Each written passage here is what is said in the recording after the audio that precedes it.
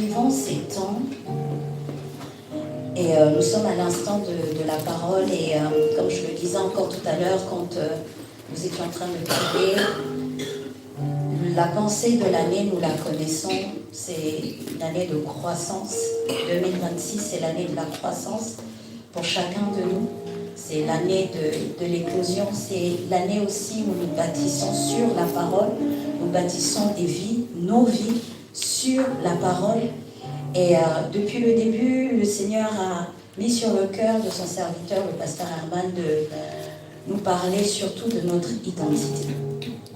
Et nous avons été édifiés, nous avons été encouragés depuis plusieurs semaines. Et la semaine dernière encore, il nous parlait de l'appel, comprendre son appel. Et nous avons pu comprendre et retenir aussi qu'il y a deux destinées en nous. Il y a la destinée naturelle et il y a la destinée spirituelle, pour ne pas dire prophétique. Et celle qui est la plus importante, c'est la destinée prophétique parce que c'est là que nous rentrons véritablement dans ce que Dieu a prévu pour nous et que nous devenons des sources de bénédiction pour d'autres.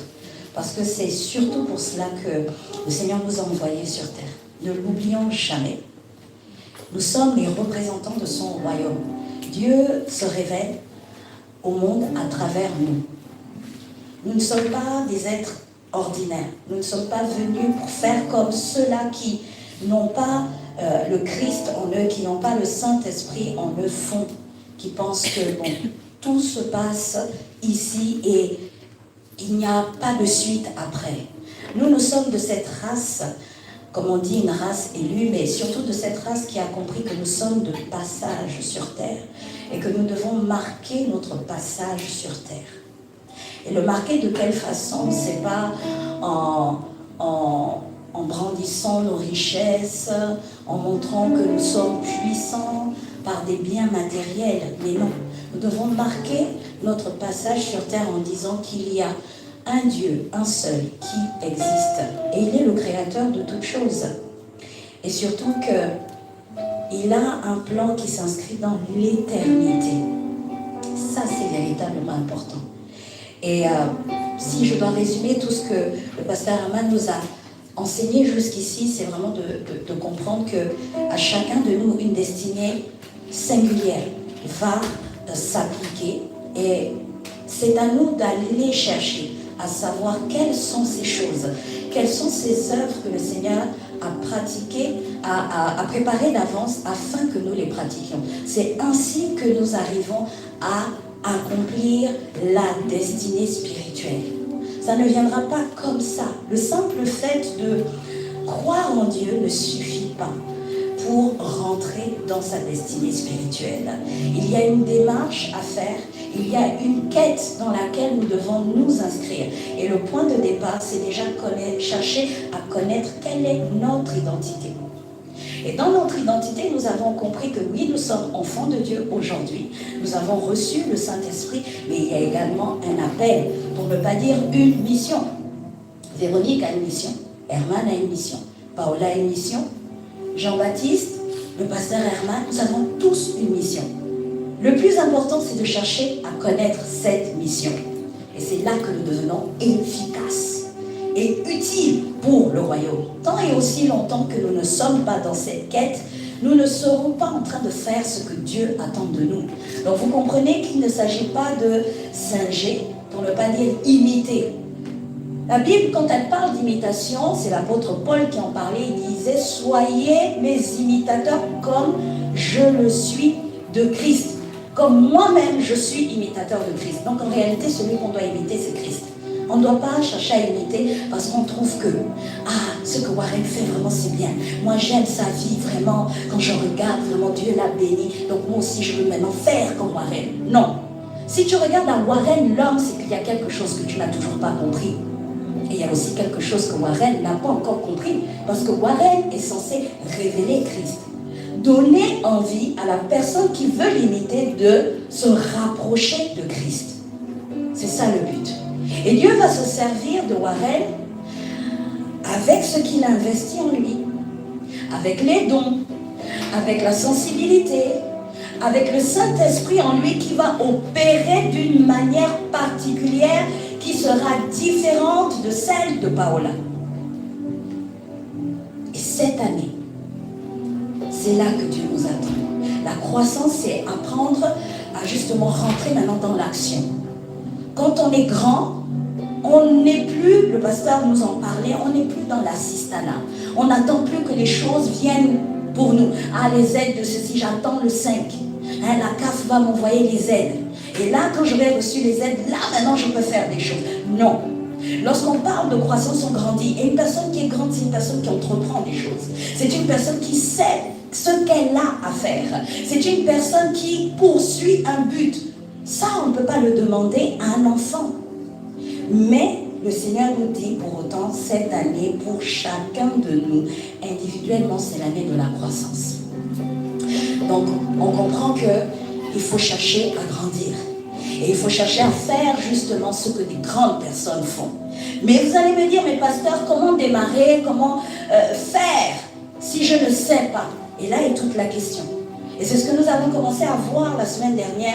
Et aujourd'hui, nous allons voir en fait comment comprendre cet appel-là par le fait de discerner la voix de Dieu. Parce que Dieu nous parle. Vous savez, Dieu, quand il prévoit quelque chose, on dit qu'il est un Dieu sage. Donc, il ne nous envoie jamais à l'abattoir comme ça. Débrouille-toi. Il a prévu toutes choses. Donc, quand il te dit que tu es capable de faire telle ou telle chose et d'être utile pour moi, c'est qu'il a prévu aussi comment le faire. Et il va te le révéler. Et c'est dans cela que nous comprenons que le Saint-Esprit, qui est la troisième personne de Dieu, est cet enseignant, c'est cette partie de Dieu qui va venir nous enseigner justement comment rentrer et comment faire ce qu'il attend de nous. Donc Dieu nous parle. Si quelqu'un avait des doutes, je peux vous citer plein de versets ce matin qui montrent que Dieu nous parle. Et justement par rapport à notre destinée, par rapport à notre mandat, par rapport à ce que nous avons à accomplir, il nous parle. Maintenant, la question est de chercher à savoir, mais il nous parle comment? Parce que Dieu est tellement riche, hein, on l'a chanté tout à l'heure, il est grand notre Dieu. Là où l'homme peut être limité, on va dire Dieu, si je dis je te parle, mais je te parle, comment est-ce que tu es conscient que je te parle? C'est parce que tu vois mes lèvres remuer, il y a un son qui sort de ma bouche, n'est-ce pas? Il y a une voix. Voilà, ça c'est moi. Mais Dieu a plusieurs autres façons de nous parler. Il y a la voix, mais il n'y a pas que ça. Et c'est ce que nous allons voir ce matin. Et je vais surtout insister sur des points concernant notre Église.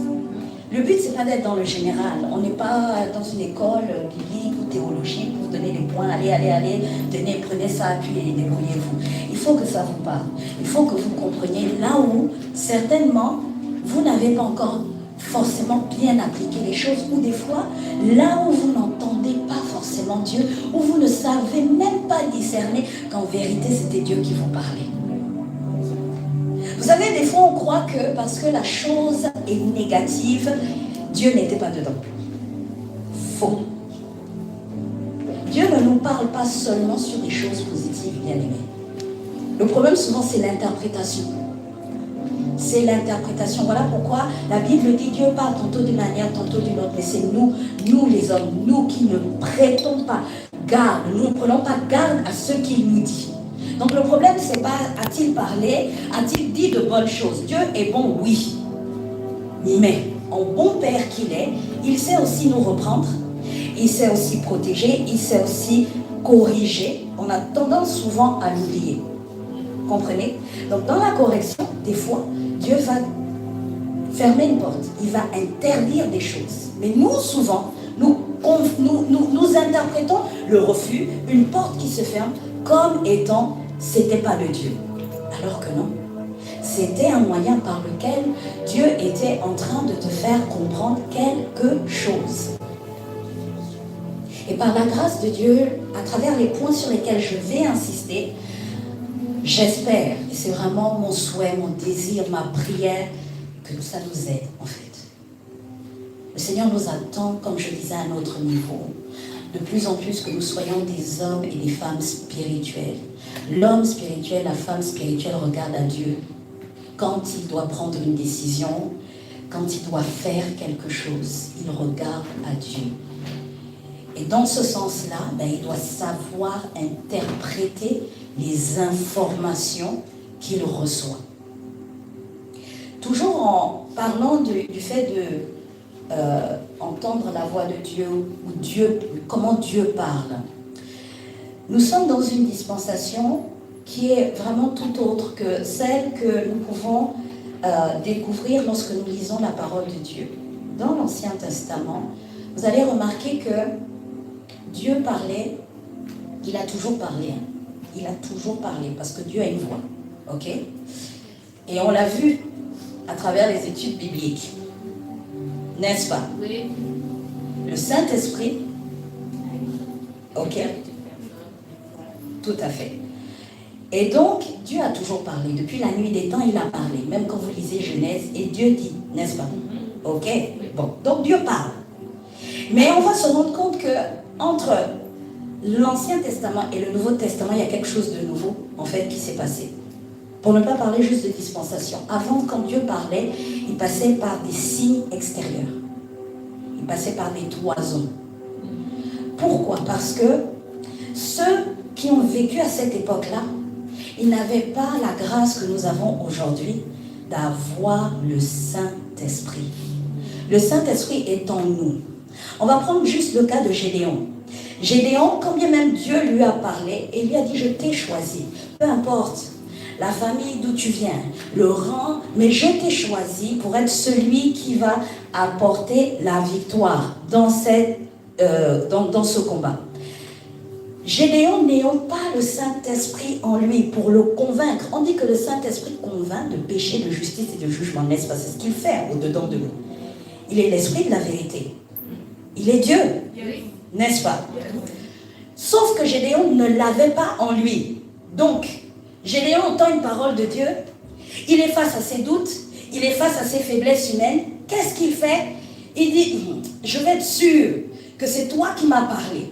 Donc, il passe par une toison.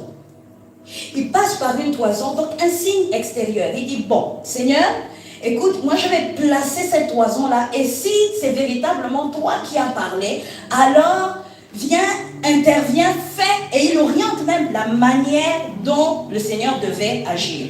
Et Dieu agit conformément. D'accord? Il a agi, quelque chose s'est passé, il a déposé quelque chose sur la toison. Mais c'était pour encourager la foi de Gédéon, pour que Gédéon soit fortifié, qu'il prenne courage et qu'il dise, bon maintenant, ok, allons-y. Je passe rapidement en sachant qu'il n'y a pas eu qu'une seule. Vous voyez? Imaginez aujourd'hui, nous avons le Saint-Esprit en nous. Mais malgré ça, nous continuons à demander des fois des toisons à Dieu. Combien de cas de personnes qui étaient à la recherche du futur ou de la future sont passées par des toisons. Ah Seigneur, vraiment, et ils font ça dans les prières. Oui Seigneur, le jour où je rencontrerai mon futur, fais qu'il porte une veste rouge et puis une chaussure noire. Oui, là je saurai que c'est lui, je l'ai reconnu. Ok. Le frère arrive. Il y a un frère, Pix, qui arrive dans l'église. La veste rouge. La chaussure noire. Ah, c'est lui. Dieu m'a parlé. Sur la base d'une toison. Ok, j'y vais. Sauf que, devant, tu présentes le candidat au pasteur. Ça te dit que moi je ne sens pas ton affaire. Pasteur, Dieu m'a parlé. Ah. Mais quand une brebis commence à te dire Dieu m'a parlé, qu'est-ce que tu veux dire encore? Dieu t'a parlé. Sauf que la durée, le temps nous dira si c'était véritablement Dieu qui t'avait parlé ou c'était ta toison. Une toison c'est toi qui as posé les conditions. Il faut qu'il ait. Voici le critère. Ok, le frère est venu. mais ce n'était pas le tien. Donc, dans la durée, vous vous mariez. Après, ça se solde par un échec cuisant. Ah non, finalement, pasteur, ah mais Dieu t'avait parlé, oui ou non? Vous voyez? Ça, c'est ce qui se passe souvent. Nous avons un raccourci, c'est le Saint-Esprit. Sauf que le souci, c'est que nous ne l'écoutons pas suffisamment. Nous ne sommes pas conscients qu'il a une voix, qu'il parle. La voix de Dieu, elle est douce. Elle ne vient pas avec le fracas. Elle est douce. Et c'est parce que souvent, elle est même tellement douce qu'on ne sait pas l'écouter. L'âme est tellement dans l'agitation qu'en fait, imagine que tu es dans le bruit. Et puis moi, je dis, Warren, s'il te plaît. Mais Warren, il est en train de... Voilà, Warren est affairé à faire beaucoup de choses. Sincèrement, est-ce que tu vas m'entendre? Je vais devoir insister, n'est-ce pas? Sauf que le Saint-Esprit aussi, comme on dit, il est un gentleman. Si tu n'es pas prêt, ah bon, il se retire à un moment donné. Quand je dis il se retire, c'est pas qu'il te quitte. Mais bon, il dit ok, bon ben je pense que tu n'étais pas totalement prêt, bon ok, je reviendrai encore une autre fois. Je viens, Warren, la nuit. Warren, je ne sais pas, mais mon sommeil, je ne sais pas pourquoi le sommeil s'est coupé. Warren. Mais Warren résonne. Ah, il est 4 h du matin. À 6 h, j'embauche. Non. Bon, je vais me lever là, je vais peut-être boire un verre d'eau et puis aller je vais me rendormir. Warren a passé l'occasion d'écouter Dieu qui venait lui parler. Voyez, c'est ce qui se passe souvent. Le Saint-Esprit est censé nous donner d'aller beaucoup plus vite. Sauf que nous ne prêtons pas garde à la manière dont il parle. J'ai parlé de toison, mais il faut savoir aussi qu'avant, en fait, le Seigneur utilisait aussi d'autres signes. On parle de la colonne de feu, la nuée, n'est-ce pas? Mais ça, on l'a étudié mardi. On a dit que ça, ce sont les symboles du Saint-Esprit. Mais c'est pareil, ça revient à ce que je disais. Le Seigneur était obligé de procéder de cette manière-là pour que le peuple croie qu'il était véritablement en train d'agir et qu'il était avec eux. Nous, c'est tout autre. Ça se passe à l'intérieur. Vous comprenez maintenant pourquoi est-ce qu'on insiste pour qu'on devienne de plus en plus des hommes et des femmes spirituels. C'est-à-dire que tu puises l'information de l'intérieur. Ça vient de l'intérieur. Et une fois que tu as entendu, toi, tu produis cela à l'extérieur. C'est tout l'inverse de ce que, justement, nous avons vu jusqu'ici. Jusqu'ici, c'est l'extérieur vers l'intérieur. Là, c'est l'inverse. L'intérieur vers l'extérieur. Jusqu'ici, c'était l'inverse. Et il faut savoir aussi que dans les différentes voix qui nous parlent, il n'y a pas que la voix de Dieu. Est-ce qu'on peut en parler un peu ce matin? Je ne vais pas m'attarder dessus. Mais on a tendance à croire que, ah oui, non, moi je suis chrétien. Donc forcément la voix que j'entends, c'est la voix de Dieu. Faux. Laissez-moi vous dire ce matin qu'il y a 3 voix. 3. Dites 3. 3 voix qui nous parlent. La première voix qui va nous parler, c'est la voix de... Ok. La voix, c'est ta voix, ta propre voix. Donc c'est la chair, c'est les pensées humaines. Et si on faisait tout de suite un sondage, à plus de 80%, c'est celle-là qu'on écoute le plus. Et donc, qu'est-ce qu'elle va faire? La voix de la chair, donc son origine, c'est toi-même. On est d'accord? Ok. Et qu'est-ce qui va caractériser la voix, ta propre voix, ou la voix de la chair? C'est les émotions, c'est le raisonnement, les désirs personnels. Donc, elle, quand elle va s'exprimer, c'est dans ce cadre-là. Soit c'est par rapport aux émotions, soit c'est par rapport au raisonnement, soit c'est par rapport aux désirs personnels. Et comment elle se manifeste? En fait, elle va se manifester, elle varie selon les humeurs. Aujourd'hui, je suis bien. Donc, en fonction de ça, je suis à même de faire des bonnes choses. Aujourd'hui, je suis mal, non, finalement, non. Et elle nous guide, elle nous oriente dans les décisions que nous prenons. Je vous ai dit, on est en train de parler des différentes voix qu'on entend. Donc, en fonction de comment tu te sens, tu es capable de prendre une décision et en venant dire, non, non, Dieu m'a parlé. Mais en fait, ce n'était pas Dieu qui t'avait parlé. Et à côté de ça, donc comme je disais, elle change selon les humeurs, mais elle est aussi liée, bon, on a parlé des émotions, hein. C'est juste pour vous donner un exemple, la peur, à l'enthousiasme ou à la logique humaine. Ok? Et souvent, elle est pressée. Toutes les fois où vous allez être dans un temps, oh j'ai prié, et puis Dieu m'a parlé, et puis non, je sens que c'est là, c'est maintenant qu'il faut que je le fasse, c'est là, il y a un empressement, c'est un signe. C'est un signe que là, c'est tes émotions qui sont en train de parler. C'est ta chair qui est en train de te parler. Ok? Il y a un empressement à voir la chose s'exécuter. Mais Dieu n'est pas forcément là-dedans, en fait. Et on a plein de cas autour de nous, et même dans la Bible, qui nous montrent que Dieu s'inscrit dans la durée. C'est vrai qu'il peut aussi être le Dieu du tout à coup, mais attention, il n'agit pas toujours comme ça. Il n'agit pas toujours comme ça. Et au fait, ce qui va me montrer que, en fait, c'était la voix de la chair qui a parlé, c'est le fruit, ce qu'elle produit. Au final, tu es dans la confusion, un coup, ouais, je pense que c'était ça. Ah non, finalement, ah non, bon, je vais encore retourner prier. Non, bien aimé. Là, il y a quelque chose qui n'est pas clair. Tu es dans la confusion, beaucoup d'hésitation, et à un moment donné, tu commences à justifier. Oui, non, mais forcément, c'est Dieu qui m'a parlé parce que tu cherches à trouver des preuves qui vont dans le sens de ce que tu as reçu. Mais en fait, c'est parce que la chose n'est pas ferme. Elle n'est pas, c'est pas une conviction clairement établie. Aujourd'hui, tu as la conviction. Non, demain, je n'ai plus la conviction. Qu'est-ce que tu veux faire comme travail? Oh, ben, je crois que je vais faire secrétaire médical. Dans 3 mois, ah non, finalement, Dieu m'a parlé. Ah, mais vraiment, Dieu est comme ça, hein? Aujourd'hui, c'est quoi? On danse, comment on appelle la danse? C'est le salsa. C'est un salsa, non? C'est ça? Voilà. Moi, je ne savais pas que Dieu était comme ça. Allez, devant, derrière, allez, on y va. Gauche, droite, ok. Et pourtant, c'est ce que nous faisons. Et on croit être spirituel. Dieu m'a dit. Dieu ne change pas comme ça, bien-aimé.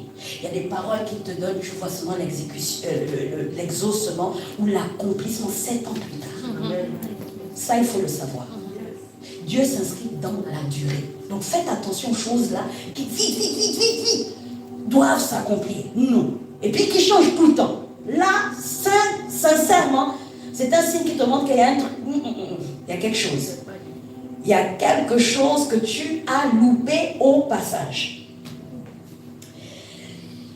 Et ce qui va te montrer aussi, si on ramène sur le plan spirituel, qu'en fait, ça ne venait pas de Dieu et que ce n'était pas la voix de Dieu qui t'a parlé, c'est que quand tu te confrontes à la parole de Dieu, il y a un problème. Ça ne s'aligne pas totalement. Et c'est là où je parlais des justifications personnelles. Tu seras tiré par les cheveux. Ah mais si, mais quand même, mais la Bible dit, ah mais non, mais le pasteur avait dit. En fait, non. Ça doit être conforme à ce que Dieu dit. Ça doit s'aligner. Par contre, ce que ta chair va te dire, ce que tes pensées vont te dire, c'est pas forcément contraire à Dieu. D'accord? C'est pas forcément contraire à Dieu. Genre, ça s'oppose vraiment, quoi. Mais c'est pas toujours dirigé par lui. Vous voyez ce que je veux dire? Il y a une nuance. C'est que quand on regarde la situation, quand on regarde ce que tu as fait, quand on regarde la décision que tu as prise, en fait, c'est pas anti-biblique. Mais pour autant, c'est pas dirigé par lui. Je vais prendre l'exemple le plus parlant, le premier qui me vient. Je suis appelée au ministère, donc je commence mes lives. Appelez-moi servante de Dieu. Est-ce que c'était contraire à la parole de Dieu? Non. Elle est appelée. Oui. Est-ce que c'était le moment de commencer les lives? Donc, quand elle s'est lancée, était-ce dirigé par lui? Voilà. C'est bon?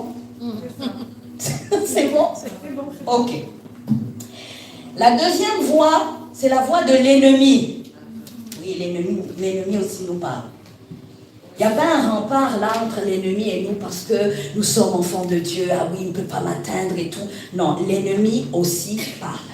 Et nous, les enfants de Dieu, nous sommes confrontés à ces trois voix.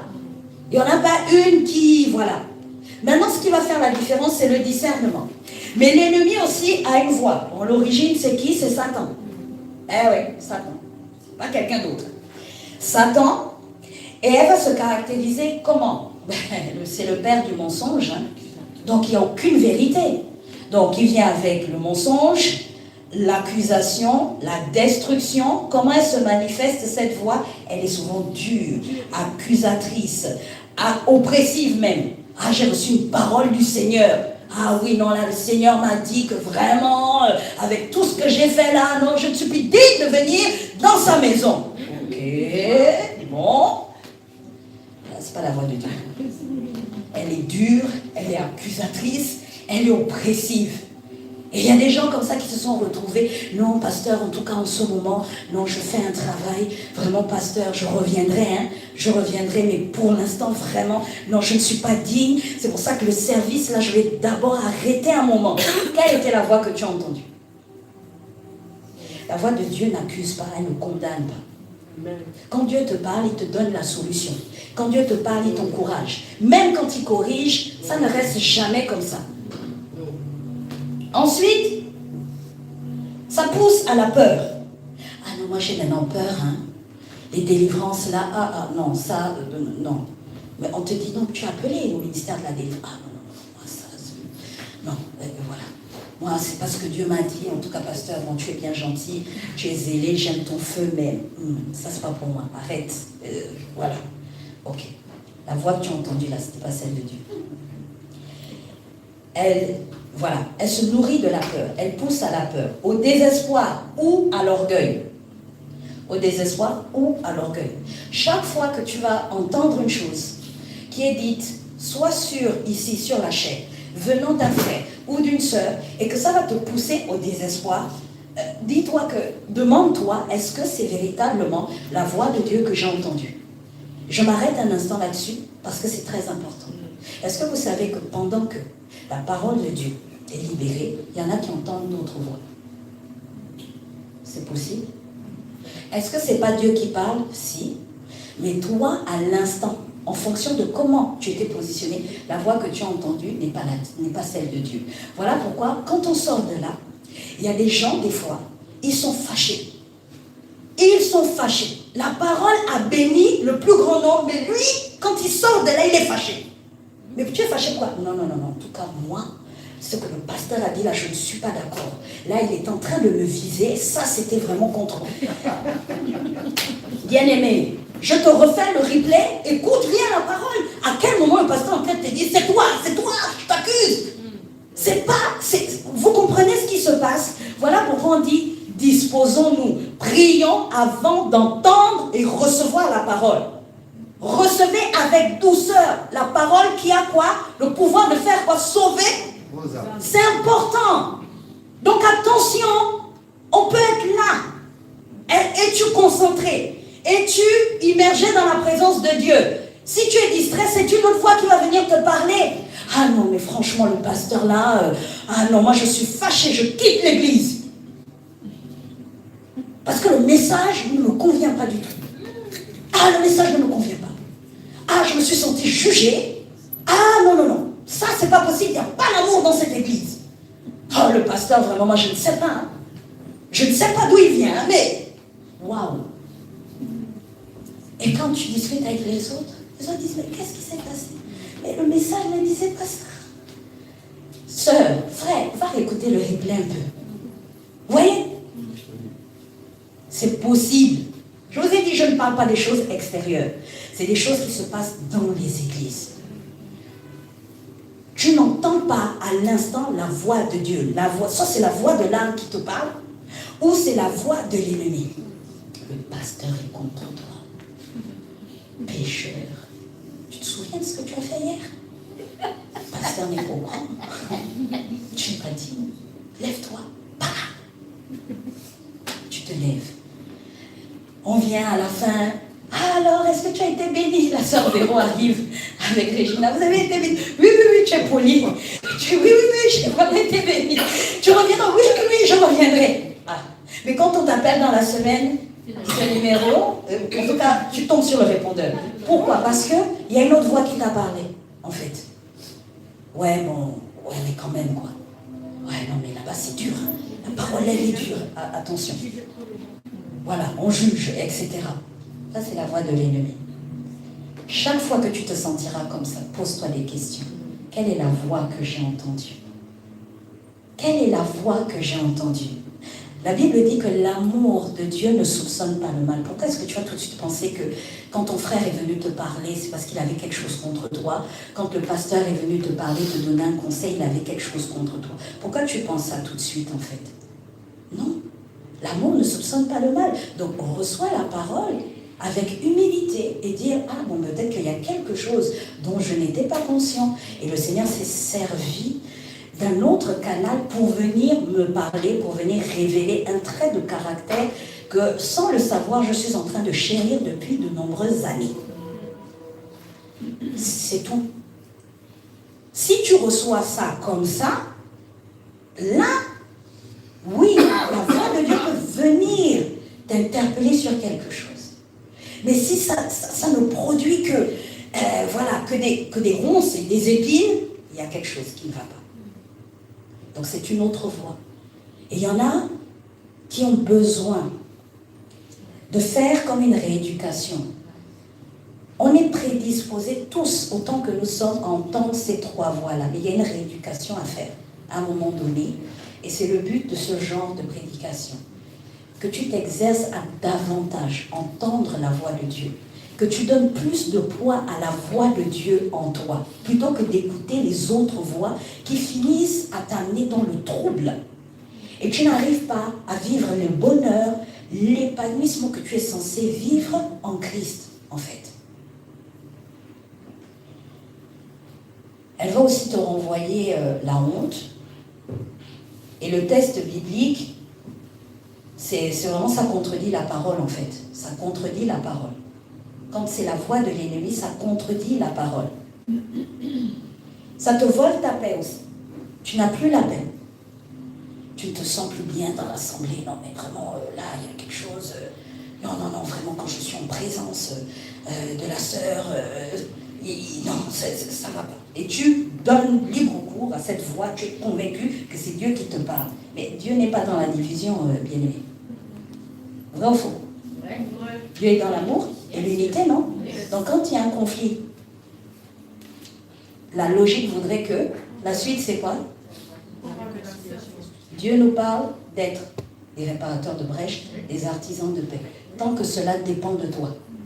Sois en paix avec toi. Tant que cela dépend de toi. Voici ce que la Bible te dit. Mais quand tu es dans un état et tu es conforté là-dedans, c'est contre la parole. Moi, j'ai du mal avec elle. Donc, je ne lui parlerai plus. Je ne ferai plus rien avec elle. Voilà. Mais non, il n'y a pas de voilà. Non, en fait. Il y a une voix qui t'a parlé. Tu as certes regardé aux défauts du frère, de la sœur. Personne, aucun d'entre nous n'est parfait. Même nous, les pasteurs, on peut nous blesser. On n'est pas parfait. Mais qu'est-ce que tu décides de faire de cette information-là? Je le bannis. C'est bon. À partir d'aujourd'hui, on est peut-être dans la même assemblée, mais on n'est pas obligé de faire des choses ensemble. Limite, je ne te dis pas bonjour, tout va bien pour moi. Il y a quelque chose qui ne va pas. Au début, Dieu t'avait parlé. Il t'a montré que le frère a un problème de colère ou la sœur a un problème. Ça, c'est Dieu. Mais qu'est-ce que tu as fait de cette information-là? Et en fonction de ton positionnement, c'est là que l'autre voix vient. Et elle te dit, mais bien sûr, il n'en faut pas la peine. Ah non. Ah, la dernière fois, le pasteur a dit que ce sont les oiseaux d'un même plumage qui volent ensemble. Donc, non, on n'a rien à faire ensemble. Donc, allez.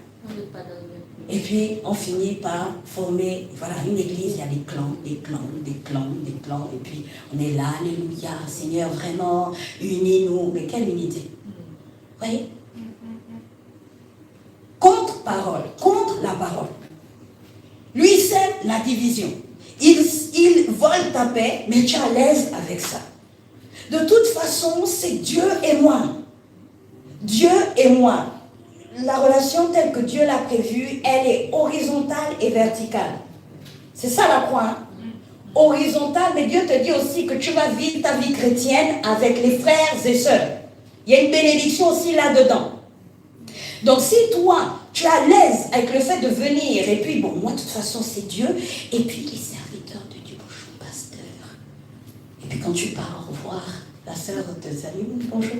Puis tu pars, non, il y a un problème en fait. Il y a quelque chose qui va pas. Et tu nourris ça, tu vas même de lieu en lieu, tu changes d'église, c'est toujours ça. Et puis voilà, non en fait. Il y a une voix qui te parle.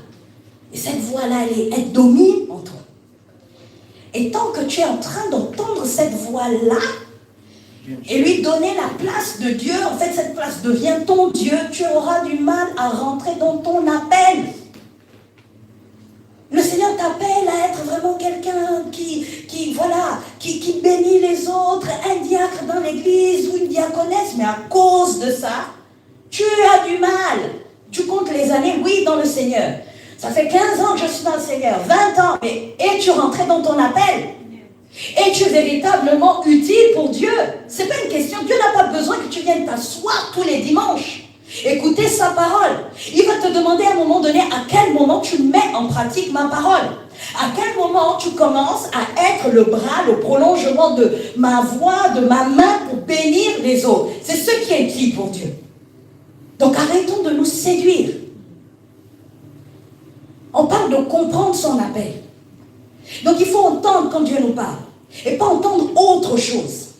Qui viennent finalement combattre. Quand on parle des combats, quand on parle des ennemis de la destinée, il y a tout ça dedans. Quelles sont ces voix-là que vous entendez, qui vous emmènent toujours dans le raisonnement? Ah ouais, c'est quand même bizarre.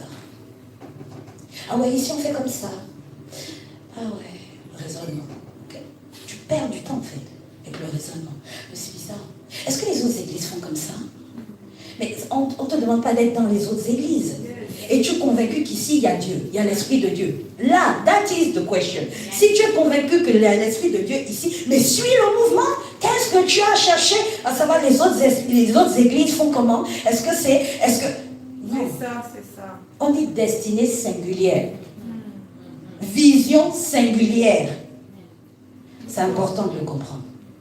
Arrêtons de perdre du temps inutilement. Le pasteur t'enseigne ici, mais toi, tu préfères aller écouter 3 autres enseignements qui vont résonner beaucoup plus fort dans la semaine que l'enseignement de ton pasteur. Ben, je ne sais pas. Hein. La Bible nous dit, par rapport au diable, dans Jean 10, verset 10, le voleur ne vient que pour dérober, égorger et détruire. Donc chaque fois que tu seras face à cette voie-là, il n'y a rien de bon qui va en sortir. À l'inverse, la voie de Dieu, et c'est celle-là que nous devons suivre, son origine, c'est Dieu.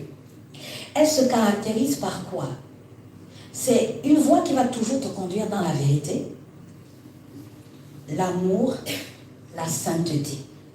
C'est ça la voie. Ce qui sort de moi, c'est moi, non?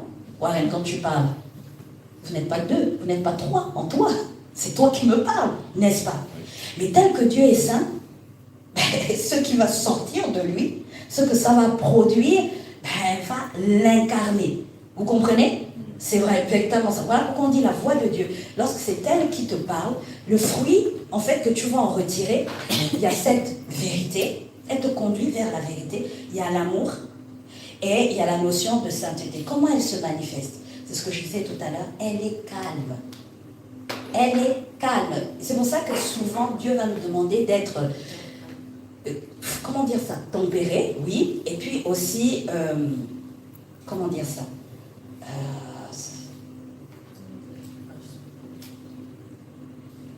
Bref, ça va revenir. C'est souvent, voilà, il va parler aussi de sobriété. Hein? Voilà, c'est ça. C'est ce que soyez sobre. Mais c'est ça, quand tu es sobre, tu es lucide. Tu es calme. Tu n'es pas agité, en fait. C'est important. Tu n'es pas toujours en train de courir ça et là, en train de réfléchir. Non, c'est dans le calme. Et la Bible nous dit aussi que c'est dans le calme et la confiance que sera. Merci. Donc le calme, dans la douceur et dans la clarté. Quand Dieu te parle, c'est clair. Ça n'a rien à voir avec le fait de j'ai 15 ans de conversion ou pas. Quand on vient de donner notre vie au Seigneur, il y a des choses que le Seigneur nous dit à l'instant. La capacité ou le zèle qu'on manifeste là, à délaisser certaines choses. Ah oui, on a déjà entendu certains témoignages comme ça. Ah oui, non, moi, en tout cas, lorsque j'ai donné ma vie au Seigneur, je fumais, mais l'envie de fumer est partie. J'ai décidé d'arrêter. Vous voyez? Mais qui fait ça? C'est le Saint-Esprit. Quand tu reçois Christ, tu reçois le Saint-Esprit. Donc il vient avec cette vérité sur qui tu es, il vient avec cette sainteté qui te donne en fait de... Voilà, c'est clair, tu ne réfléchis pas. Moi quand je me suis convertie, je vous dis la première chose que j'ai faite le soir même, alors là, tous les livres, les reliques que j'avais sur le catholicisme, je les soulevés, j'ai dit allez, poubelle. Et le lendemain je me lève, j'ai dit mais en fait poubelle même ça ne suffit pas, je vais te cramer. D'où ça me vient? C'était clair. C'était clair. Il n'y avait pas une notion de « tu es sûr ?» Ça, c'est la voix de l'Esprit. La voix de Dieu, c'est clair. Dois-je servir le Seigneur? Oui. Voilà. Suis-je dans la bonne église? Oui. On t'a déjà dit oui. Pourquoi tu vas encore aller après? Ah oui, mais finalement, je ne sais plus trop. Ah, ça fait un mois là, vraiment, le pasteur ne me dit plus bonjour, vraiment. Alors, finalement, est-ce que j'ai bien fait le choix? Mais non, c'était clair. Souviens-toi de comment cette voix t'a parlé. C'était pas bizarre. Quel que soit le moyen par lequel cette voix-là t'a parlé, c'était en songe, c'était une personne qui t'a parlé, c'était à travers la parole, c'était clair. Donc pourquoi douter? C'est quand, en cours de route, tu as entendu autre chose. Ton âme qui n'est pas totalement guérie t'a envoyé d'autres signaux. Et puis finalement, tu te retrouves à remettre en question. À remettre en question ce qui était clair. Toi-même, tu apportes maintenant le nuage, tu apportes, voilà. Vous voyez? Le gris, alors que c'était clair, limpide. Je comprends, voilà. C'est comme les personnes qui décident de se faire baptiser. Je n'ai pas besoin de te dire, Paola, tu veux te faire baptiser, tu voudras me faire plaisir. Tant que tu voudras me faire plaisir, en fait, c'est la voix de ta chair. Donc, un coup, ouais, bon, pasteur, ouais, elle est bien mignonne, ouais, je veux bien. Non. Et puis, quand c'est Dieu qui te parle, tu es convaincu. Tu sais, et puis c'est tout. Tu suis, tu fais ce que tu as à faire. Voilà. J'espère vraiment que je nous aide ce matin. Qu'on ne soit plus ballotté là. Voilà, toutes les voix que nous entendons ne sont pas toujours la voix de Dieu. Il n'y a aucune honte à le reconnaître. Il y en a chez qui la voix de la chair doit se taire. Les émotions. J'aime beaucoup le dire, on ne sert pas avec les émotions. Aujourd'hui, je suis de bonne humeur. Voilà, je vous fais la meilleure officiance.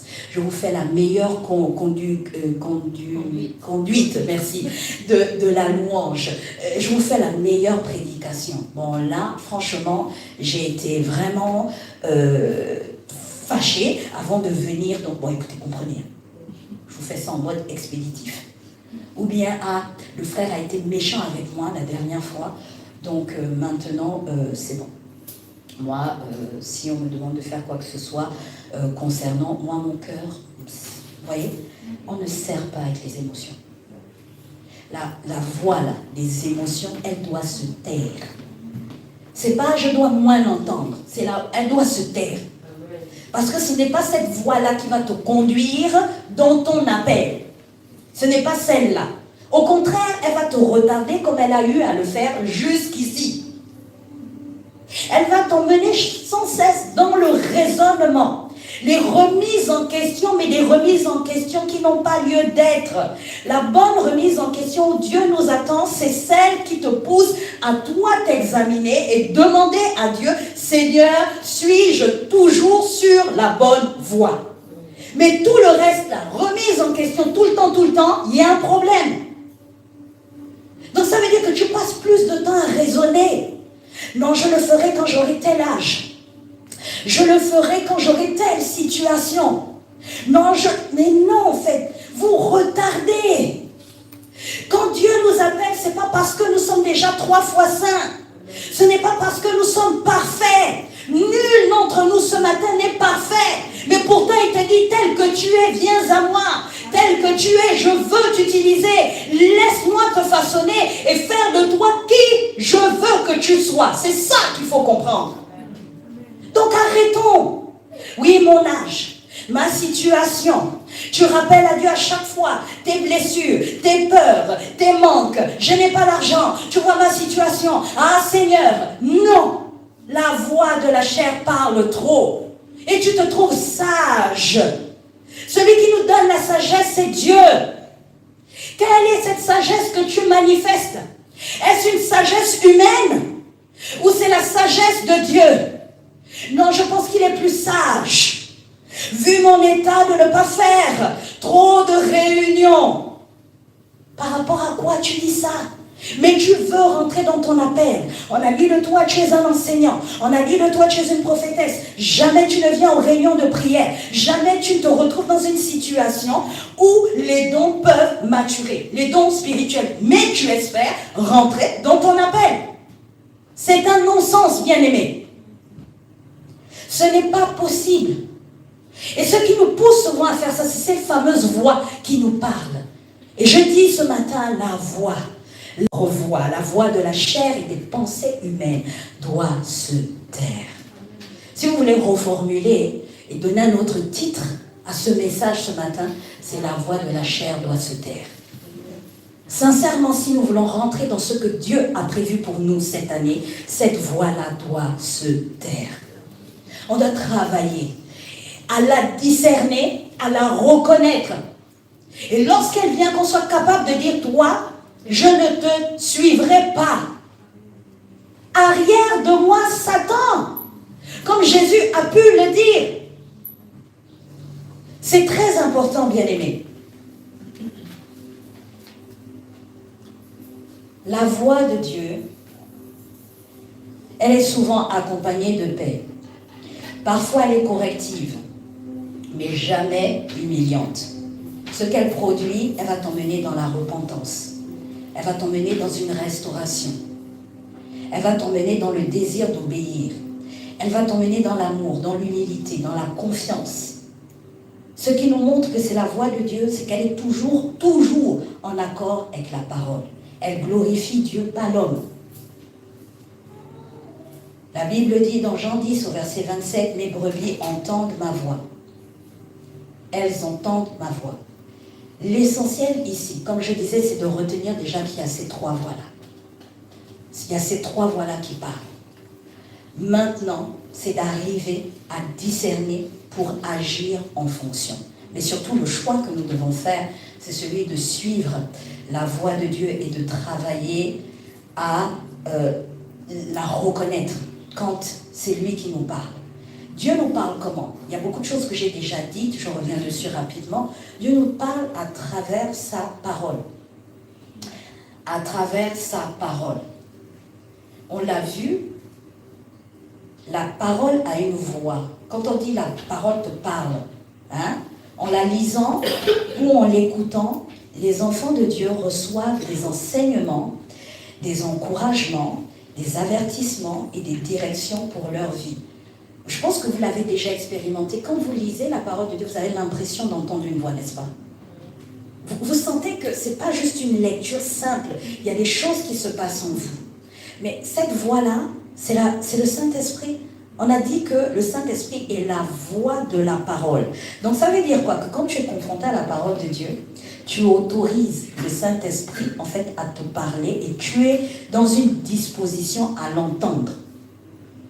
La fameuse voix qui va à un moment donné, dans tout ce que tu as lu, te dire, Paola, attention, là, il y a quelque chose que je veux te dire, ou même attirer ton regard particulièrement sur un passage, mais cette voix, en fait, c'est le Saint-Esprit.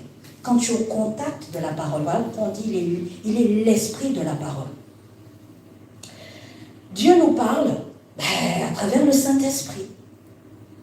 Le Saint-Esprit parle. Dieu parle intérieurement par une paix, une conviction, une pensée persistante ou un rappel de sa parole. Chaque fois que tu es dans ces trois cas-là, sache que c'est Dieu qui te parle à travers son Saint-Esprit.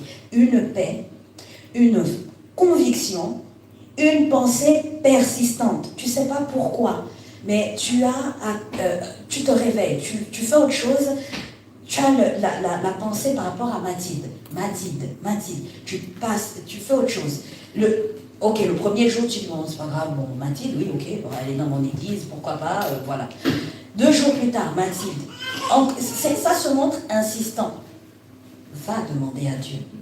Pourquoi Mathilde? C'est pas Mathilde, ok. Ça aussi, c'est un autre problème qu'on a souvent, on est pressé. Mathilde, ok. Alors Mathilde, comment vas-tu? Ça va? Mais non, des fois, c'est pas ce que le Seigneur veut te demander de faire. Des fois, il va te dire, Mathilde, et puis, en fait, Mathilde, c'est Mathilde, 2 points. Et quand tu vas maintenant lui poser la question, pourquoi Mathilde?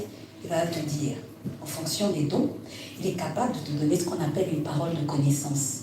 Mathilde est en train de traverser une situation financière compliquée. Ah, d'accord, Seigneur. Bon, est-ce que quand tu as dit ah, d'accord, c'est ce qui change la situation? Non, là tu as juste accusé réception. Ah d'accord, Seigneur, c'est un dialogue. Ok. Ah d'accord. Seigneur, ok, mais pourquoi tu me dis qu'est-ce que je dois faire? Et c'est là que le Seigneur te dit. Soit il te dit, tiens-toi à la brèche, prie pour elle, parce qu'il y a un esprit familial qui s'est levé contre elle, qui vient ravager les finances d'un ami. Ok, donc là tu agis en intercesseur. Il y aura des fois aussi dans le comment, le Seigneur va te dire, eh bien tu fais un geste. Et c'est là où tu dois faire taire la voix. Laquelle voix? De la chair. Qui va venir te dire, moi j'ai prévu de m'acheter une chaussure. Il te reste 10 euros. Il te reste 10 euros, Véro. 10 euros. Elle raisonne même bien. 10 euros, Véro. 10 euros, tu ne mangeras plus. Tu ne mangeras plus. Voilà. Et là, qu'est-ce que tu fais? Dieu t'a dit, il t'a dit de l'aider. L'autre voix est venue te parler. Et là, il y a un dilemme. Mais pourtant, Dieu est venu, il a parlé clairement. Hein? Ok? Donc, tu obéis, tu bénis la sœur, sans te soucier de je recevrai quand, comment, etc. Vous voyez? C'est ça. La voix de Dieu, quand elle vient, elle nous parle. Voilà. Là, j'ai donné l'exemple de cette pensée qui était persistante. Il y a toujours un but. En fait, la pensée persistante, dites-vous que c'est comme le dring. C'est la sonnerie. C'est juste la sonnerie. Il n'y a aucune réponse, en fait. Il n'y a rien. Le message, tu ne l'as pas encore. Et c'est là où tu dois aller creuser. Et souvent, on ne le fait pas. On passe trop vite sur les choses. Et c'est comme ça qu'on manque d'être en bénédiction les uns pour les autres. On bénit ailleurs. Et on bénit même selon comment nous, on définit de bénir. Et c'est là où je disais que des fois, vous aviez pris des décisions. C'était la voie de la chair. Vous êtes allé, j'ai béni. Mais ce n'était pas conduit par Dieu. Et au final, tu ne gagnes rien. Il n'y a aucune multiplication de cette semence. Mais parce que tu es allé, en fait, semer sur une terre infertile. Eh oui. Il faut connaître les principes de Dieu.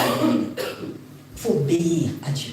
Béni, oui. Je suis large, oui. Je suis, comment dire ça, j'ai la main sur le cœur, tout ce que vous voulez, oui. Mais quand tu es enfant de Dieu, même la générosité, le don de libéralité, on dit bien don de libéralité, tu l'exerces dans le périmètre qu'il te donne, au rythme que le Seigneur te donne, en fait. Dans l'analogie de la foi. Dans l'analogie de la foi. Merci, pasteur.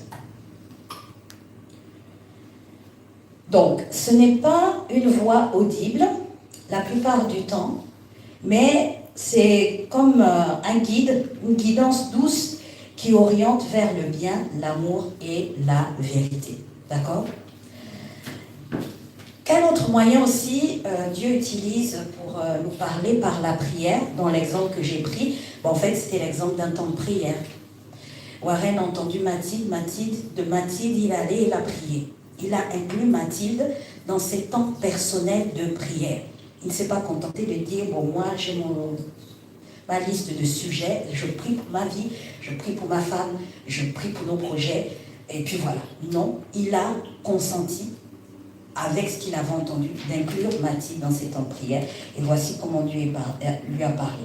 Quand les enfants de Dieu prient, Dieu répond parfois. 2 points. Par une paix intérieure, par une compréhension nouvelle, par une réponse qui arrive avec le temps. La prière est un dialogue, pas seulement une demande. Donc il y a des moments aussi où tu vas prier, c'est le bon réflexe, mais Dieu ne te répond pas à l'instant. Et c'est là où en fait, il ne faut pas être des Speedy Gonzalez de l'interprétation et dire, comme je n'ai pas eu de réponse, c'est que ce n'était pas de Dieu. Non, Dieu ne fonctionne pas comme ça. Il y a des moments où Dieu va se montrer lent à répondre parce qu'il veut travailler quelque chose ou réveiller quelque chose en toi. Ceux qui sont souvent appelés à l'intercession, ils vont expérimenter ça. Des moments comme de désert, où au début de ta conversion, quand tu priais, tu demandais, tu recevais. Et à un moment donné, quand le Seigneur veut te faire grandir dans cet appel-là d'intercesseur, qu'est-ce qu'il va faire? La réponse va tarder. Tu auras même l'impression que mais Dieu ne me parle plus. Ou est-ce qu'il y a un problème avec moi? Il n'y a aucun problème avec toi. Dieu t'a entendu. Il était au rendez-vous. Quand tu l'as invoqué, oui, il a répondu. Il a répondu. Mais où? C'est un piège, les amis. Vous lisez la parole ou pas? Il nous a bénis de toutes sortes de bénédictions. Où? Où? Dans les lieux célestes. Ça veut dire que quand tu as prié, il a répondu en réalité. Sauf qu'il n'a pas rendu la réponse claire.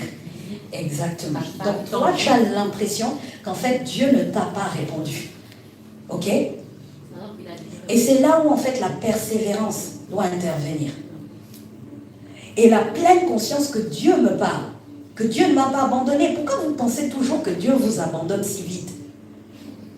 C'est quoi ce truc? Il dit bien, je ne vous abandonnerai pas, je ne vous délaisserai pas. Mais nous, on est toujours en train de dire, non, là, Dieu m'a abandonné. Mais pourquoi?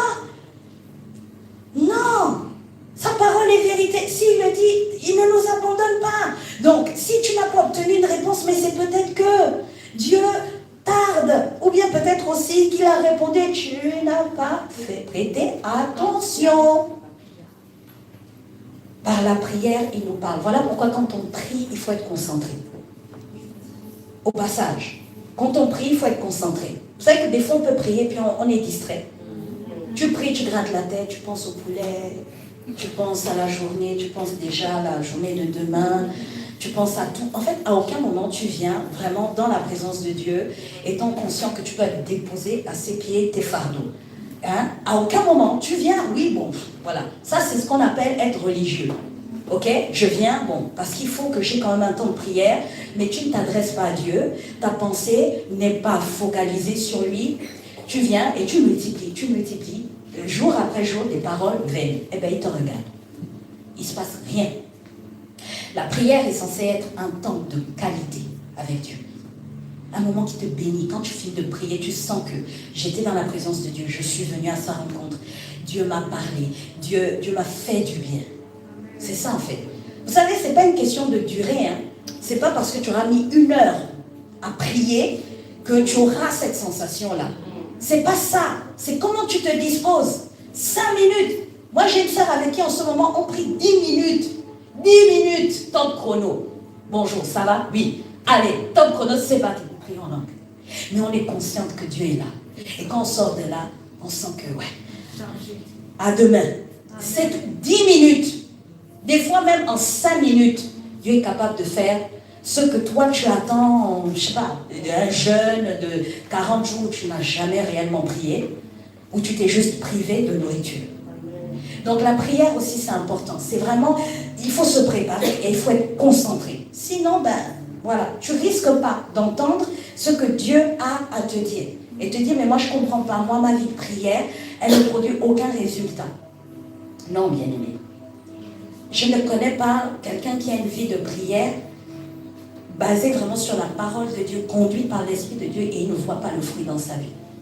Ça veut dire qu'il y a quelque chose qui tourne par an. Soit tu es là, tu rappelles les mêmes choses. Non, en fait.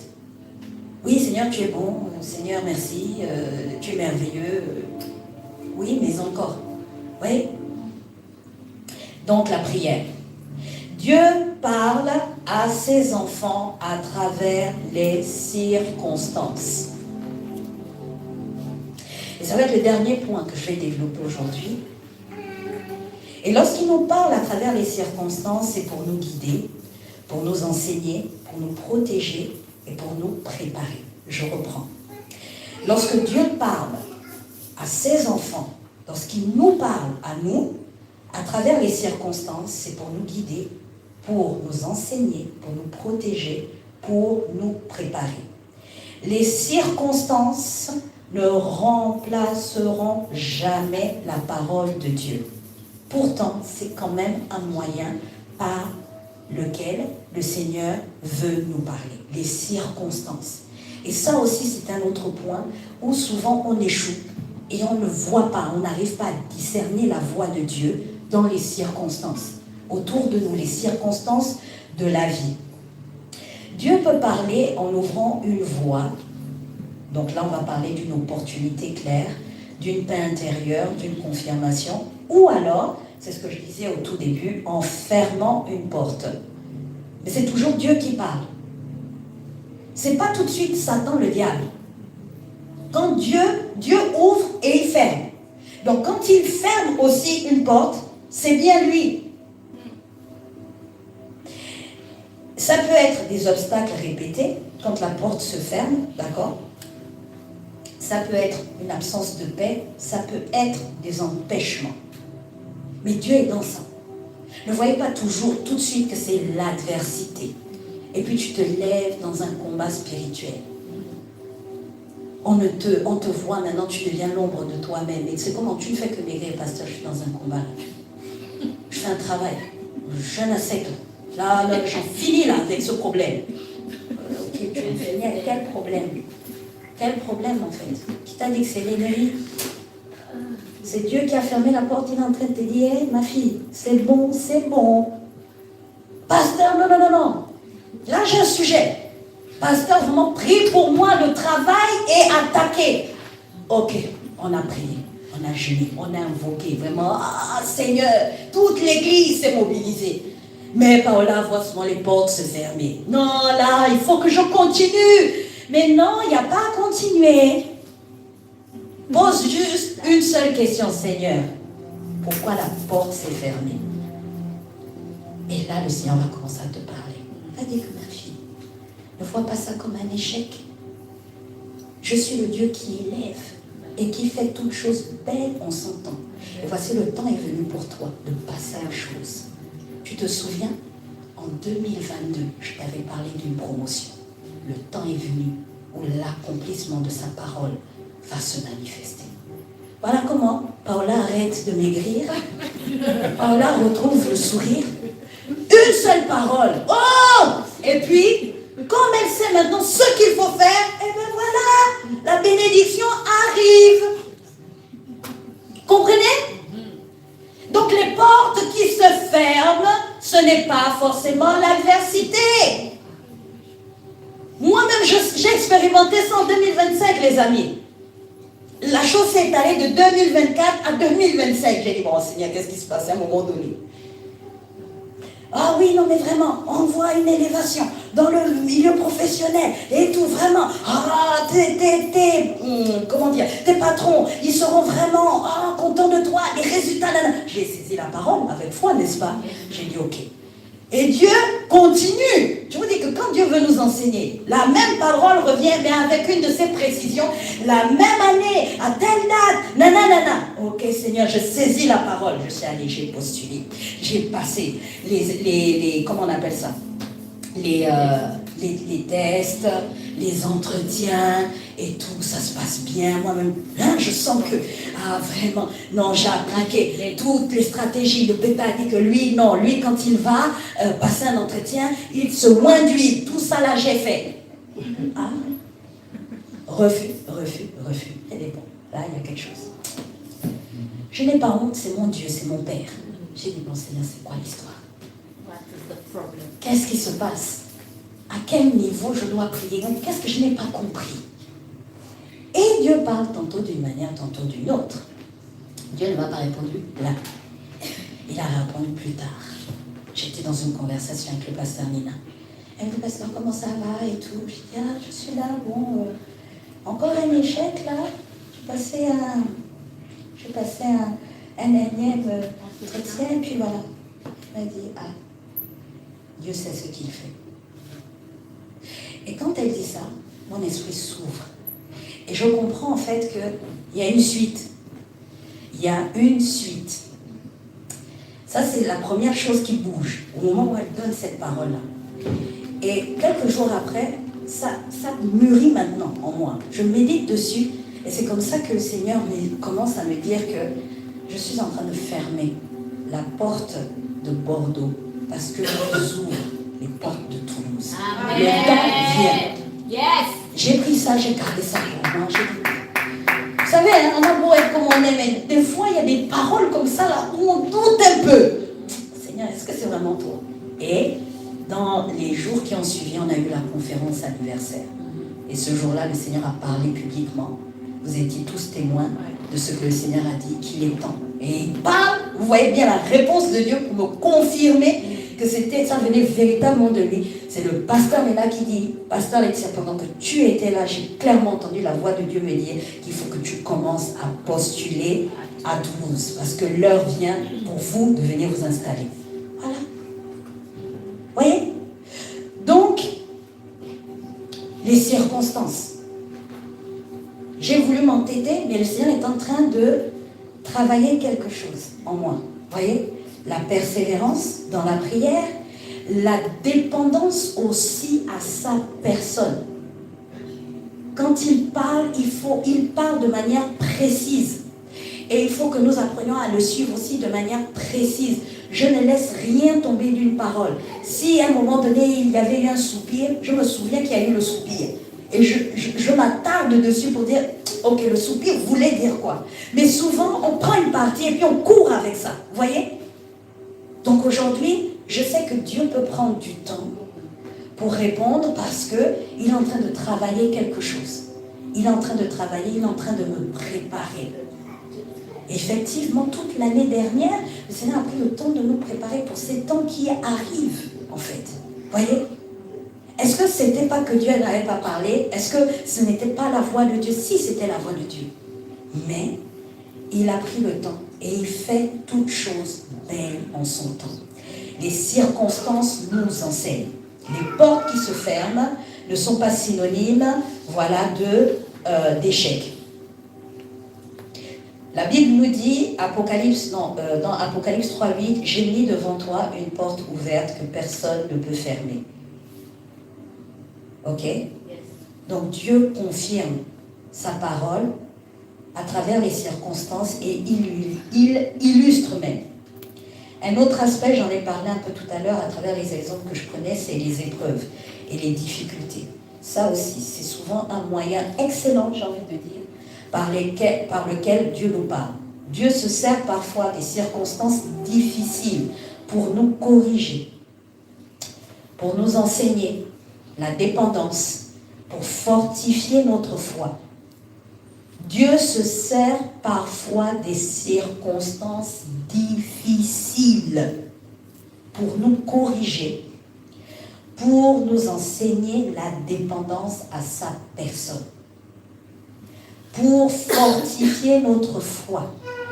Donc quand nous sommes confrontés à quelque chose, oui, nous avons le droit de pleurer, mais tu n'as pas le droit de demeurer longtemps dans l'apitoiement. C'est là que ce n'est plus bon. Quand la chose arrive, humainement c'est difficile. Ton âme réagit. Oui, tu as le droit de dire, Seigneur, c'est difficile. On a a le droit de crier à Dieu. On a le droit de pleurer dans sa présence. Mais après, c'est de dire, Seigneur, que veux-tu m'enseigner? Pourquoi cette chose-là est arrivée à cet instant et pas un autre? Vous savez, il y a des fois, et là je fais encore, pour qu'on ne perde pas le fil conducteur, on parle de l'appel. Si tu as appelé à, comment dire, être un ministre de Dieu dans le domaine des finances, sache que tu vas passer par des épreuves liées aux finances. Pourquoi? Parce que lorsque on est, comment dire, on touche l'argent. On a appelé être, le but quand on est chrétien, c'est d'être riche pour Dieu. Ne pas être riche pour toi-même. Donc si en toi, Dieu, quand il te regarde, il voit en toi, il trouve de la cupidité, il trouve en toi l'amour de l'argent, il trouve en toi un comportement un peu, tu as le mensonge, tu as la roublardise en toi, sache que Dieu va permettre que des épreuves arrivent pour t'émonder à ce niveau-là. C'est-à-dire que là où tu étais tellement porté sur l'argent, tu avais défini ta réussite par l'argent, il va te faire traverser des déserts jusqu'à ce que tu apprennes à vraiment vivre cette parole qui dit que dans l'abondance, comme dans la disette, je te bénirai en fait. Et c'est quand tu atteins ce niveau-là que Dieu dit, ça y est, là il a commencé à comprendre quelque chose. Pourquoi? Parce que le but c'est que tu emmènes d'autres qui ne sont pas encore dedans, à aussi se détourner de cet amour de l'argent-là pour se tourner vers celui qui est la source de toute chose. Celui à qui l'or et l'argent appartiennent. Tu veux être riche, tu veux faire des affaires, tu veux être un grand banquier, etc. Peut-être même à la tête d'une grande banque qui n'existe peut-être même pas encore, mais tu as besoin d'être rempli de l'Esprit de Dieu. C'est-à-dire qu'on trouve en toi les qualités. Pas quelqu'un qui est égoïste, qui ne sait pas partager, qui voit, voilà, l'argent tout de suite, impatient, etc. Donc, il va créer des épreuves, des déserts pour t'emmener à avoir le caractère qui convient. Donc, voyons vraiment comme un sujet de joie les épreuves. Hein? Vraiment, voyons comme un sujet de joie les épreuves qui nous arrivent. Pourquoi? Parce que c'est le signe que Dieu est sur le point de faire quelque chose. J'ai parlé des finances. Des fois, ça fait mal dans ton corps. Il y a des personnes qui passent par la perte d'un être cher, par la perte d'un enfant, je ne sais pas. Mais Dieu sait ce qu'il est en train de travailler en toi. Parce qu'il veut faire ressortir un caractère. Tu ne peux pas être un leader et continuer à être toujours dans les peurs, toujours à chercher à être rassuré, toujours. C'est un caractère qui travaille. Et les épreuves sont là pour nous enseigner. Et Dieu nous parle à travers les épreuves et les difficultés, quelle que soit la durée. Pose-toi une question. Si ça dure, soit c'est parce que tu n'as toujours pas compris, donc tu rallonges le temps de l'épreuve, ou alors c'est vraiment ce qui va en sortir est grand. C'est soit l'un ou l'autre. Mais quand tu es dans l'épreuve, en fait, ça y est. Comme on dit, le vin est tiré, il faut le boire. Là, il n'y a plus moyen d'esquiver. Tu es dedans. Ça veut dire qu'il y a un processus que Dieu a entamé avec toi. Maintenant, assure-toi de traverser, comme on dit, la vallée de l'ombre de la mort avec lui. À l'issue de ça, on dit, il fait quoi? Il oint d'huile ma tête et ma coupe déborde. Il parle par des circonstances répétées aussi. Pour ceux qui prennent des notes, je reviens juste sur ce que je disais avant. Dieu discipline celui qu'il aime. C'est Hébreux 12, 6 qui nous le dit. Dieu parle par des circonstances répétées. Quand une même situation revient sans cesse, comme un rappel, un blocage, une leçon, Dieu attire ton attention. Vous savez qu'avec Dieu, on fait des classes. C'est des classes. C'est des classes. On parle de bébé, c'est comme dans le monde. En fait, au départ, quand tu commences à fréquenter, hein, tu commences par la crèche, maternelle, CP, et ainsi de suite. C'est la même chose avec Dieu. Il y a des classes que nous sommes censés faire. Et si tu ne passes pas la classe, en fait, avec Dieu, c'est pas possible de faire le truc où je suis... ouais, voilà, tu es surboué, puis non. Avec Dieu, il a prévu que tu passeras toutes les classes, en fait. Tu passes toutes les classes. Et même quand tu as l'impression d'avoir sauté, te ramène à ton nom. Tu te dis, en fait, le CP, tu ne l'as pas fait. Tu es au CM1, mais le CP, tu ne l'as pas fait. Le CP correspond à quoi? Les bases, les fondements. Tu es loin. Tu prêches. Tu conduis déjà le peuple et tout. Mais les fondements ne sont pas bons. Le CP là n'était pas bon. Il t'a dit, repars. Il y a des bases qui ne sont pas là. Voilà pourquoi vous avez certains des fois qui repartent, qui viennent, qui ont la conviction de refaire même des fois leur baptême. Parce qu'ils se rendent compte qu'il y avait un truc qui n'était pas bien. Qui repartent au cours de fondements, etc. etc. Il n'y a aucune honte. Et surtout, Dieu est tellement bon que quand il libère sa bénédiction, il veut que tu sois trouvé prêt à la gérer. Donc s'il voit qu'il y a une faille quelque part, allez hop, on repart. Donc, moi ayant compris ça, j'ai dit à Dieu, on va y aller, classe par classe. Seigneur ne permet pas, vous avez le droit de faire ce genre de prière. Seigneur ne permet pas que je saute les classes. Tant que je n'ai pas passé la classe avec succès, ne permet pas que j'arrive à un autre palier. Ça va vous donner une croissance qui va être, j'ai envie de dire, linéaire. Pas les croissances comme ça. Vous comprenez? Vous avez le droit de prier comme ça. Moi, j'ai prié comme ça. Et je vois que moi, ça m'a préservé de beaucoup de choses. Vous voyez? Ne soyons pas pressés. Faisons toutes nos classes. Toutes nos classes avec le Seigneur. Ceux qui se répètent demandent souvent écoute et discernement. Pas la fuite. Pas la fuite. Chaque fois que quelqu'un a voulu fuir, on l'a vu. On l'a vu à plusieurs reprises dans la parole de Dieu. Ils ont été rattrapés. La fuite n'est pas une option avec Dieu. Il faut affronter les choses. Il faut discerner et faire ce qu'il y a à faire. J'ai parlé du temps aussi. J'ai parlé du temps, discerner le bon moment. Le Dieu, oui, il agit des fois dans des choses rapidement. Ça, Dieu le fait aussi. Mais parce que vous avez compris tout ce que j'ai cité avant, la notion de temps va intervenir aussi. Et pourtant, c'était bien lui qui avait parlé. Juste un exemple, on finit avec ça. Un exemple d'un personnage qui est passé par un détour, mais c'était pour l'enseigner et faire de lui celui que Dieu voulait qu'il soit, c'est Moïse. Moïse est passé par la fuite. Il a dû fuir l'Égypte. Et ensuite, on nous dit bien qu'il a passé 40 ans dans le désert, comme berger. Et c'est là que Dieu se révèle à lui et lui dise réellement quelle est son origine et ce qu'il voulait faire avec lui. Mais pourquoi, d'après vous, il a été ce libérateur pour le peuple d'Israël? Parce que Dieu avait pris le temps, effectivement, de le travailler. Puis ils ont fait 40 ans. Mais seul quelqu'un qui avait déjà expérimenté le désert pendant 40 ans était capable de gérer ce peuple-là. Vous comprenez? Donc, c'était conduit par Dieu. Le résultat, Moïse est devenu, donc voilà, le libérateur d'Israël. Dieu l'a émondé, il a tué tout ce qu'il y avait à tuer, il a brisé, il a consumé tout ce qu'il avait hérité. Quand, justement, il y avait une usurpation au niveau de son identité, une usurpation, c'est peut-être pas le bon mot, mais en tout cas, il y avait un problème. Hein. On a voulu l'élever comme un Égyptien. Vous voyez, donc il avait reçu l'héritage de l'Égypte, il fallait faire sortir cela. Comme un enfant, un héritier, mais le véritable héritage auquel il n'avait pas, ce n'était pas celui du roi des pharaons. Vous comprenez? Donc Dieu a pris le temps de tuer tout ça, de l'émonder, et ce qui fait que quand il s'est présenté là, il était un instrument puissant entre les mains du Seigneur. 40 ans. Dieu a pris 40 ans pour le préparer. 40 ans, c'était pas évident.